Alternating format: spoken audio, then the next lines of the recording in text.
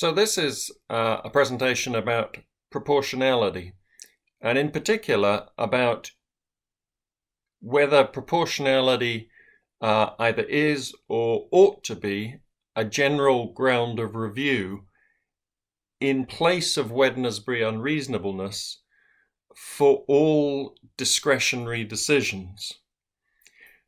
Now, of course, proportionality already has a role under the Human Rights Act, but under the Human Rights Act, review isn't limited to discretionary decisions. For instance, statutes can be reviewed to see if they're compatible with the Human Rights Act, that statutes are clearly not a product of a discretionary decision by an administrator. But in terms of the debate that I'm looking at, it's about judicial review of discretionary decisions made by administrators. Now, the question whether proportionality should become a general ground of review in place of Wednesbury, we can see some arguments that are put in favour of that commonly. That there's clearly an argument that proportionality provides a structure for reviewing the exercise of discretion, and by providing that structure, it makes what's happening more transparent.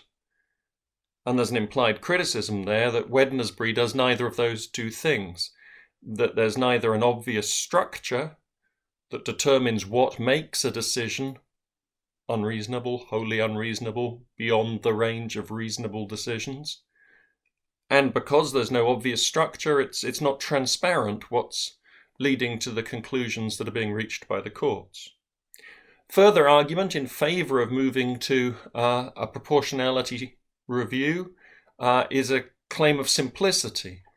It would be simpler not to have to distinguish between, is this a case involving the Human Rights Act? Is this a case involving EU law where a proportionality test might be appropriate?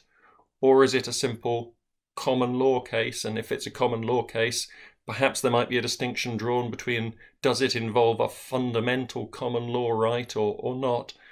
And the suggestion is, well, there's a simplicity in not having to draw those distinctions, in having a proportionality test applicable across the board.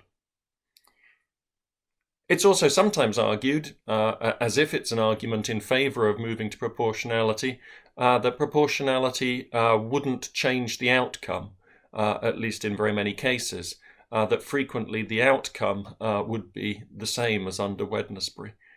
One might wonder whether that really is an argument in favour of moving to proportionality, as much as perhaps a way of supporting the supposed advantage of transparency.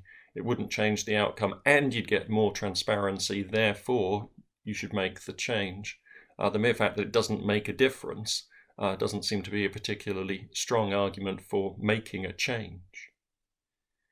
Now, of course, on the other side, what could be argued against moving to proportionality as a basic standard of review or general standard of review, one might say, well, saying that something has structure and that it's transparent what it's asking about isn't the same as showing that the questions that it's inviting judges to ask are ones that it's constitutionally justifiable for them to ask, or that they're institutionally competent to answer. So there's a sort of argument that says, well, structure and transparency, yeah, they're good things, but they don't establish constitutional legitimacy. Further argument might be, well, perhaps simplicity is exaggerated. Simplicity might be exaggerated in two ways. In one way, it might be the case that actually the proportionality test that's used in EU law and under the Human Rights Act isn't constant. That within EU law, the Lumsden case suggests that we might have a different approach to proportionality depending on whether the Court of Justice of the European Union is reviewing something that a European Union institution has done, or it's reviewing a member state's attempt to justify derogating from one of the fundamental freedoms. And so if actually even within the law of the Strasbourg Court, European Court of Human Rights, or the law of the Luxembourg Court, Court of Justice of the European Union, proportionality isn't a constant, it varies, then we might wonder whether it's really simple to have supposedly the same standard across the board. In the Pham case, Lord Reid seems to suggest that there might be different versions of proportionality in the discourse, in debate.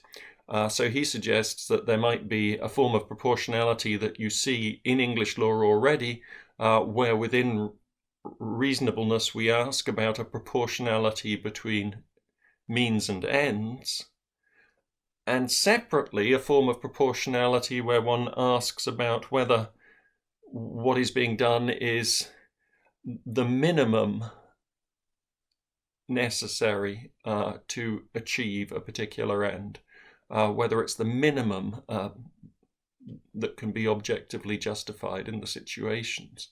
And he suggests that that sort of perhaps simpler balancing between do the ends justify the means can be distinguished from the question of asking, can they show that they're doing the minimum, that there's absolute, that they're not doing more than is actually required to achieve the goal that they've got. So that's simplicity. That furthermore, we might say, well, one of the great claims that's being used to support the notion that perhaps proportionality doesn't change outcomes is that proportionality can be applied with variable intensity, that intensity varies with context. And that we might say, well, doesn't that actually undermine the supposed simplicity and perhaps also the supposed transparency? If we can't see what it is that leads it to sometimes be more intense and sometimes less intense, then the claim that this is all transparent is being undermined. Of course, mentioning the Lumsden case again, it suggests a further argument, which is really that the model that proportionality is a structured, transparent approach, and then you vary its intensity, is perhaps unhelpfully superficial.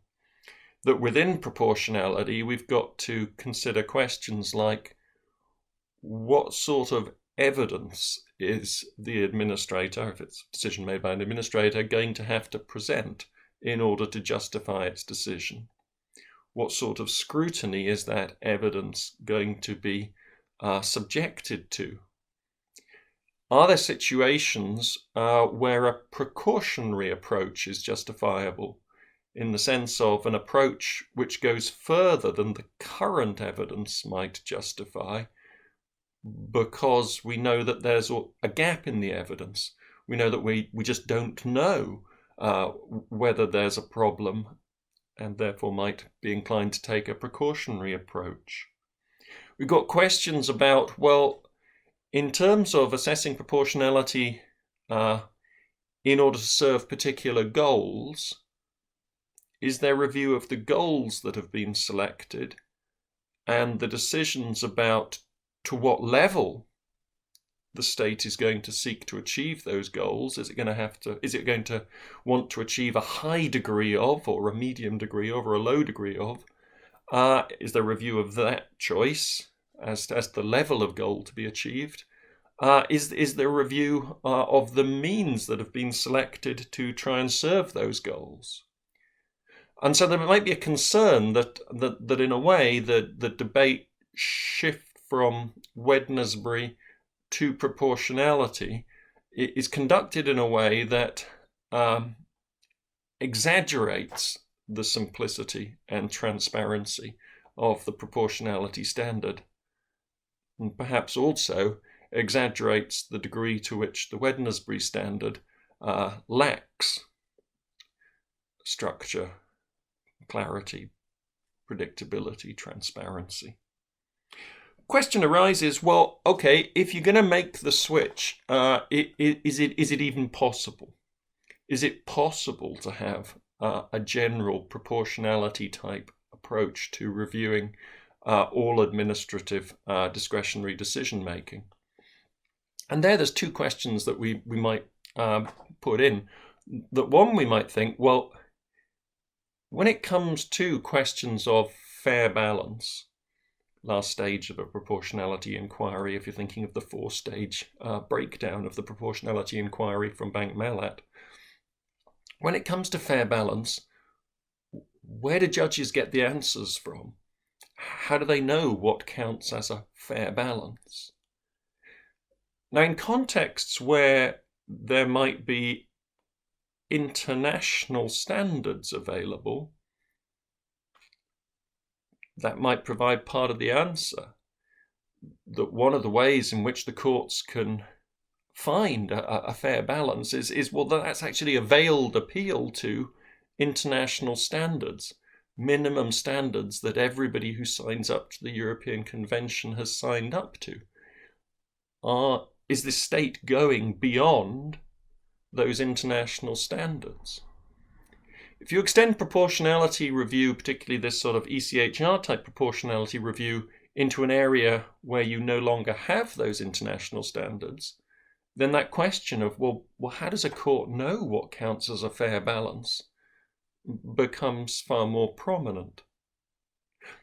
That equally we might say, well, the notion of proportionality, have you gone further than's necessary, and the like, is relatively easy to see how that could be applied to cases where you're restricting a right in order to achieve some goal, restricting liberty in order to achieve some goal, imposing a punishment or fine or the like in order to achieve some goal.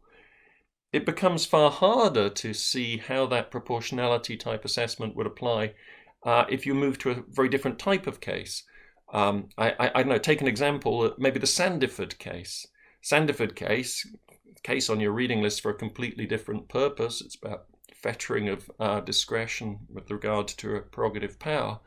But the area of administrative decision that it's dealing with is the UK state going to supply funds to people who are accused of crimes overseas to help pay for their defence? Well, we might think, well, if that's the question, is the UK government provide funds to pay for people to hire lawyers overseas? How would a proportionality assessment apply? What would have to be proportionate to what? So the UK government is taking the view, justifying its policy in Sandiford not to supply funds to overseas lawyers, that the UK government supplies other sorts of consular assistance, that it has a sort of diplomatic role in opposing various forms of unfair trial and inappropriate punishment, that it thinks that it would be very difficult to decide between cases, to sort of decide, oh, that case we really should be giving legal fees to, and that one maybe not, and that therefore it's better to have a kind of near blanket approach. No, fees aren't generally to be provided to those that are on trial overseas. Now the question is, well, those justifications, could you review them for proportionality? What is the goal? I mean, the goal is what? Not to spend too much money on something when you think you've got other things that you'd rather spend it on. Is it possible to apply a proportionality type standard there? And we can certainly see that in the statements of the judges who have been most supportive of proportionality, perhaps already being part of English law, say in the FAM case, Lord Mance is talking about proportionality already being an element of what marks a decision out as a reasonable one when you're assessing a restriction. And so he's got a notion of well, that's where it comes into whether you're acting as a reasonable decision maker when you're restricting something. And we've seen it also being used often, again, perhaps under the headline of being a reasonableness standard of review, where you're imposing a penalty or where you're taking away a benefit that's previously been enjoyed. And it's far easier to see how the language of proportionality, things having to be in proportion to one another, fits into those sorts of decisions than it fits into review of decisions about how you allocate scarce resources between competing claims to those scarce resources. That's it for me on proportionality.